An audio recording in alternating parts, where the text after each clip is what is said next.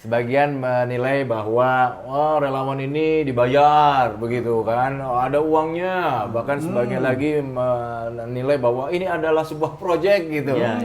Bagaimana menjawab pertanyaan-pertanyaan atau tuduhan-tuduhan itu, Pak Tarmizi Kang Epul? Saya secara pribadi Jabar Manis, Jawa Barat bersama Anies Presiden, sepeser pun kita tidak dapat uang dari Anies Baswedan. Dan kita bertekad tidak mau minta uang dari Anies Baswedan. Ya, ambil contoh, kemarin kita deklarasi Bekasi Raya Manis, Bekasi Raya bersama Anies Presiden. Itu adalah iuran daripada semua pengurus dan anggota simpatisan pendukung Anies Baswedan. Itu murni dari bawah, dari pengumpulan masanya, dari istilahnya itu amunisinya. Karena kenapa? Karena mereka ingin perubahan, berkorban jiwa, gitu ya, harta bilang dulu ya. Untuk apa? Untuk memenangkan Anies Presiden. Itu. Jadi murni ini.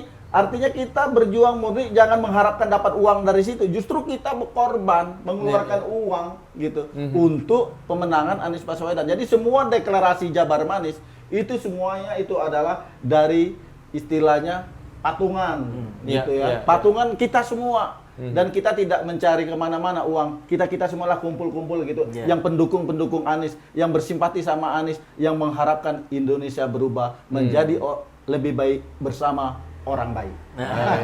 Mantap. Itu sudah sampai berapa relawan sekarang, Pak Tarmizi? Kita sudah tersebar di 27 kabupaten kota se-Jawa Barat. Alhamdulillah. Ini sudah deklarasi di Bogor sudah, di Bekasi sudah. Dan kita dalam persiapan untuk deklarasi di Depok, di Ciamis, insya Allah, dan di Pangandaran. Nah, kita berharap Jawa Barat ini akan pertebal kemenangan. Kalau kita berdasarkan peta 2019, Jawa Barat ini 02 itu, Prabowo itu 59%. Kita ingin 01 tambah 02 sama dengan 03. Pendukung Jokowi ditambah pendukung Prabowo sama dengan pendukung Anies Baswedan. Jangan 1 tambah 1 sama dengan 1. Ini 01 tambah 02 sama dengan 03. Ini yang jadi unik juga kabarnya, karena walaupun pernah disampaikan sama Kang Epul ya, komandan ini dideklarasikan di tengah-tengah pasar ya Kang Epul. Mungkin bisa diulangi lagi Kang Epul. Ya, dan menarik juga, kurang lebih sama persis. Jadi pada awalnya kan di channel saya itu saya menyuarakan isi hati saya secara subjektif saja, pribadi saya terhadap sosok Anies Baswedan. Nah, berseiring berjalannya waktu ternyata para subscriber, sahabat saya mendorong itu, Bang, bikin dong relawan ini segala macam. Dan itu terus menerus berbulan-bulan.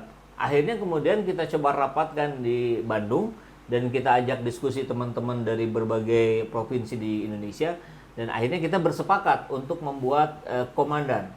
Dan kita ketika akan deklarasi pun itu kita bilang aja kita akan deklarasi tanggal sekian di tengah-tengah pasar Cihapit. Kita nggak buka donasi, nggak ngapa-ngapain Kang. Nah, luar biasa. Kemudian ide dari teman-teman itu, ayo dong, saya pengen nyumbang nih, katanya. Saya nggak bisa datang kayaknya karena saya dari Jawa Tengah, saya dari Kalimantan, dari Sulawesi. Saya pengen nyumbang aja. Wah, gimana nih? Ya udah deh, buka nomor rekening aja deh gitu. Akhirnya uang masuk berlebih, bahkan kita bisa menyantuni masjid terdekat di sana, marbotnya kita bisa sumbang dengan beberapa buku dan uang. Dan ya itu, akhirnya kita juga memilih untuk mendeklarasikan di tengah-tengah pasar karena disitulah rakyat jelata berada. Kita ingin didengar oleh orang-orang yang ada di Jakarta, yang ada di luar sana, bahwa ini suara dari rakyat gitu. Bukan dari para pengusaha yang banyak uang, bukan dari para pejabat yang punya kekuasaan, tapi dari rakyat yang jelata saja. Maka kita putuskan ada di tengah-tengah pasar. Tapi ketika bicara soal kegiatan atau aktivitas relawan untuk Anies Baswedan ini, tentu akan memakan banyak waktu, pikiran, tenaga, dan juga biaya ya. Bagaimana lalu pertanyaannya? Karena kan Jawa Barat sangat luas ya kan, belum lagi masuk ke desa-desa. Terus apa yang dilakukan untuk mencapai ke titik-titik di desa-desa itu, Pak Anies, Kang Epul? Barangkali Pak Tarmizi. Baik, Pak Tarmizi maksudnya. Jadi strategi kita kalau untuk di Jawa Barat sekarang istilahnya kita rangkul dulu yang 02. Mantapkan dulu 02, sudah aman 02, rencana kita akan merangkul 01. Kita akan rangkul Indramayu, Cirebon, Majalengka, Subang, Pangandaran. Oh, sudah ada pemetaannya gitu Sudah ada ya, Pak pemetaan. Tarmizi ya? Jadi ya kita pelihara dulu yang suara-suara kemarin yang 02 itu, kita rebut semua itu untuk Anies Baswedan. Nanti ditambah dengan suara pendukung dari 01, jadilah nanti Jawa Barat Anies Baswedan unggul insya Allah 75%. Target itu. Minimal itu, kan kita ingin menang. Iya. Biar nggak mudah dicurangi ya. Betul, biar nggak mudah dicurangi. Nah, itu bicara soal biar tidak mudah dicurangi ya kan. Kita sempat ngobrol-ngobrol sama Kang Aindra kalau tidak salah. Jadi istilahnya begini, Anies Baswedan insya Allah presiden 2024 Amin. terpilih ya kan, tetapi hanya satu yang bisa mengalahkan, hanya kecurangan. Bagaimana ini ketika kita bicara soal kecurangan? Apa yang harus diperhatikan ini, Kang Epul, Pak Tarmizi? Saya lagi. Nggak. Baik, jadi kita memang sudah ada agenda bagaimana caranya mengawal pemilu jujur dan adil. Mungkin nanti kita sedang berpikir untuk membuat aplikasi kawal pemilu. Nah, aplikasi kawal pemilu inilah yang nanti semua POM C1 semua sudah direkap, dilapor. Jadi kalau ada kecurangan kita punya bukti-bukti yang kuat. Jadi semua saksi-saksi itu sudah tersebar dan kita mulai dari sekarang. Jadi kita kerja paralel.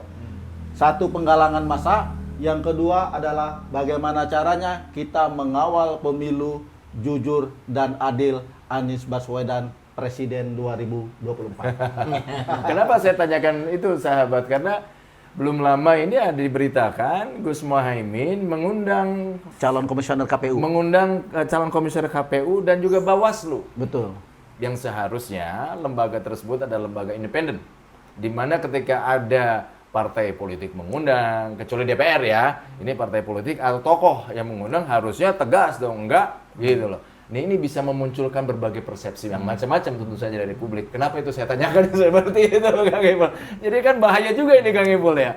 Kok mau gitu KPU, Bawaslu ya kan diundang oleh Gus Muhaimin, gitu loh. Yang kita notabene kita tahu bahwa Gus Muhaimin paling gencar juga tuh menyuarakan penundaan pemilu, ya kan, presiden 3 periode gitu loh. Ya harus dijaga juga gitu, Kang Ipul ya. Dia gimana itu kabarnya, gimana, saya belum dapat informasi. Jadi Gus Muhaimin itu mengundang tadi calon komisioner KPU dan juga Bawaslu gitu loh. Nah, ini ngapain dia? Belum dilantik. Ada apa? Gitu loh. Di beritanya belum disebutkan itu kegiatannya apa, mereka bertemu membahas Belum, apa? Belum. hanya diundang saja. Ini akhirnya kan ketahuan oleh media gitu loh, bahwa ini ada pertanyaan besar. Gitu. Diundangnya sembunyi-sembunyi. Kalau diundang tidak sembunyi-sembunyi, artinya kan media akhirnya menjadi tahu gitu loh. Tetapi yang menjadi pertanyaan ada apa, gitu loh. Dan karena kan publik tahu gempuran wacana penundaan pemilu, ya kan, presiden 3 periode, terus kemudian ini mengundang. Ya mengundang silaturahim itu kan diajarkan ya di Islam ya, untuk memperpanjang usia katanya, untuk menambah rezeki gitu. Kalau dalam setting yang biasa, yang normal. Tapi kalau settingnya seorang Gus Muhaimin yang kita lihat ambisinya begitu besar untuk menjadi seorang presiden, tentu harus kita kedepankan antisipasi kan. Jangan sampai tanda-tanda awal kecurangan pemilu sudah muncul dari 2 tahun sebelumnya. Terima kasih sudah menonton video ini sampai akhir. Bila sahabat semua tertarik untuk menonton video-video seperti ini, sahabat bisa memberikan dukungannya kepada kami dengan membeli merchandise yang ada di bawah ini.